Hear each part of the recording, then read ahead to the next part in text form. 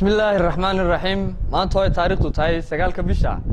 سجالات لبكون يتدبيه طبعا إن وحنو بقادين إن هول قبض كون أكسناء سمايين كمشي كدورشوين كقرنكا هوشي عصليد أي كسوق قبتين قبل لا يدقموين كدلك أي كار قيبنتا بس وحن كمشي كودرنا أنه جو عليس كشقو أي سوقتين يواجبات كودا قرنكا إني أنا عندها يسكترين حرشبينتها يسمين يعني حسبك كل مية يحكومة ديسو ololaha cad ee xirarka oo doorashooyinka aan ku oolin inaan ahayn xilliga ololaha waqti ka horeeya aan la qaban olole aan ahayn soo dhaweyn xisbi farasho iyo xafiisyo xisbigaasi haddii kumeeshu maanta uu ka qaban waayo iyadoo aynu ogsoonahay xirarkii aan shaxay sida cad ugu tunteen xisbiyada wadani iyo kulmiye haddii wax uu ka qaban waayo kumeeshu waxa dhacaysa inaan isku haleyn buuxda aan lagu siin kumeeshka doorashooyinka qaranku ay qabtaan doorasho xor oo xalaal dalka إن كمشي كوحنا جوبا قينا إن الحرر كود يو أولها دستوري جاي كايستان حسبيات قرنكا يشعب كود بقى أي أديك سدان أو حسبيات نحن النقدان يجوا واجبات كود جودنية وحن فرين تيدا كلا رأسنا يا كمشي كدورشون كوان لي هاي واحد شري كارد بدن أو كسوة هاي كارد قيمتي أو قبل هذا يدق موي كاين لو وضع صعنه وين حق عد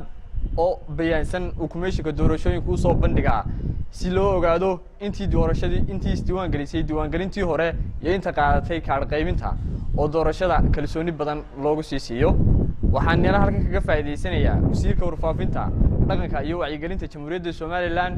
wasiir Cadaani oo meel dhaweedaan arkay isagoo sheegay in warbaahinta qaranka la adeegsan karo oo kaliya xilliga ololaha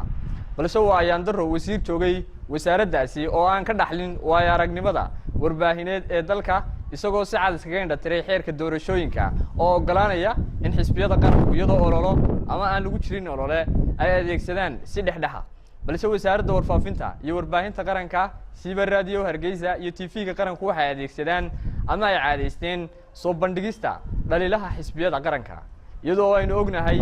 oo wasiirkuna uu ka dhawaajiyay in taageerayaasha badan ay ku soo biirayaan xisbiga kulmiye balse aanu ogeyn rugcadaayadii saxaafadda ay ka howlgali jiray warbaahinta qaranku inay iskaga qulquleen mushahar la'aan awgeed wasiir miisaaniyadda TV-ga qaranka iyo warbaahinta ku baxda ka adkaan kari waayay siinta mushaharka shaqaaluhu sidee buu u dhaliili karaa xisbiye qaran oo nidaamkoodii dastuur iyo sharci dhisnay wasiirka waxaan leeyahay shaqada kulmiye iyo mushaharsiinta shaqaaluhu yaana iskaga khaldamin marka aad soo gudato waajibaadkaaga dastuuriga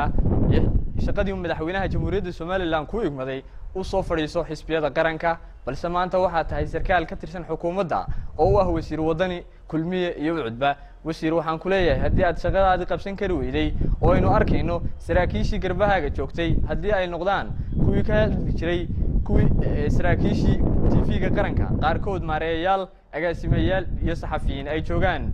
dalka Soomaaliya gaar ahaan magaalada Muqdisho wariyaashii qaarkood ay ka howlgalaan warbaahinta gaarka loo leeyahay waa kugu ayaan daro inaad ka adkaan kari weyday shaqaalaha tirada badan ee wasaaradda ee bilaatayada balse ay ku jiraan in yaro tayo leh TV-ga qaranka waynu ogsoonahay miisaaniyadda ku baxda inay ka badan tahay miisaaniyadda wasaaradaha kale oo haddana aynu ognahay barnaamijyadiisu inay yihiin barnaamijyo caadaystay ama macmiishay aflagaadeynta xisbiyada qaranka marka laga reebo barnaamijka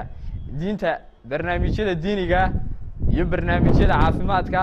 barnaamijyada wadooyinka ee ay subaxii raadiyo Hargeysa laga soo daayo balse inta kale ama barnaamijyada kale ee TV-ga qaranka laga sii daayo ay yihiin xaabo cidla taala waa kuwa ayaan daro xukuumadda oo 7 sano joogtay xilligii xisbigii udubna ku dhaliili jirtay in xisbiga udub uu TV-ga qaranka aanay dhex u ahayn waxaanu filaynay waaya aragnimo badan inay ka dhaxlaan xisbiga kulmiye balse kama faa'iideysan waaya aragnimadaasi waana mid kale oo aan loo noqon doonin oo cadeynaysa in xisbiga kulmiye uu ka sii xirxiranayo xamaamadiisa fagaaraha shacabka maalinta doorashadaana inoo balana waxaan yana halkan baaq uga dirayaa oo aan u caqli celinayaa gudoomiye ku-xigeenka koowaad ee golaha wakiilada Axmed Yaasiin waxaan arkayay erayo aan ku wanaagsanayn mansabka siyaasadda isagoo 12 sano way aragnimo ka dhaxlay golaha wakiilada oo haddana aan ka faa'iideysan khibrad waa ayaan daro kale oo yana aan loo noqon doonin waxa ka mid ah ereyadiisii in xisbiyadii ka codeeyay ay cadawtinimo u muujiyeen waxaanad waxaanu gaf cad ku sameeyay xeerka doorashada ee golaha wakiilada ama xeer hoosaadka u yaala golaha taasuna waxay cadeynaysaa golaha wakiilada in faragelin baan ay ku hayso xukuumaddu oo xildhibaanadii aanu soo dooranay inay danaha shacabka iyo danaha dalka ka arrimiyaan ay ka door bideen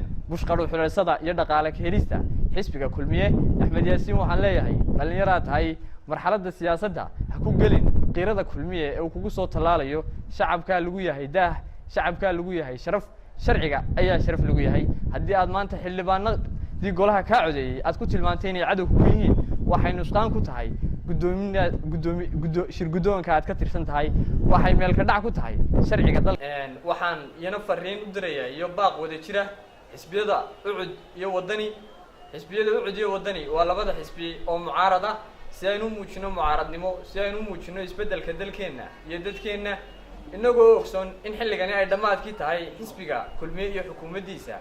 inagoo wada jirnaa waa inaynu danaha qarankeenna si midaysan uga midoobnaa si aynu dalkeenna iyo dadkeennaba horumar waara iyo hoggaamo wanaagsan ugu dooranno inagoo labadeenna xisbi meelayn doonna afkaarteenna siyaasadeed balse aan dhaliilaheenna ku kala durkayn oo ay istuusinayno noqonayso inagoo baa mucaarada si aynu meel uga soo wada jeesano xisbi